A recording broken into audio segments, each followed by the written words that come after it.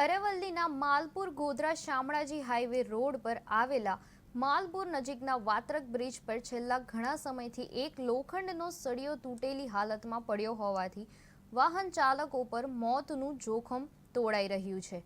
આ તૂટેલો સળિયો કોઈ પણ સમયે ગંભીર અકસ્માત સર્જી શકે તેવી દહેશ તહેશને પગલે સ્થાનિક લોકોમાં ભારે રોષ જોવા મળી રહ્યો છે અને તાત્કાલિક સમારકામની માંગ ઉઠી છે।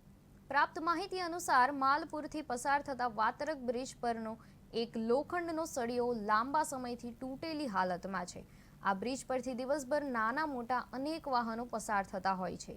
खास करीने रात्रिना समये अथवा वरसादना मोसममां आ तूटेलो सळियो स्पष्ट देखातो न होवाथी वाहन चालको माटे ते अत्यंत जोखमी साबित थई शके छे। અત્યાર સુધી કોઈ મોટી દુર્ઘટના બની નથી, પરંતુ સ્થાનિક નાગરિકોએ ભય છે કે આ સળિયાનું તાત્કાલિક સમારકામ કરવામાં નહીં આવે તો ભવિષ્યમાં ગંભીર અકસ્માત સર્જાઈ શકે છે।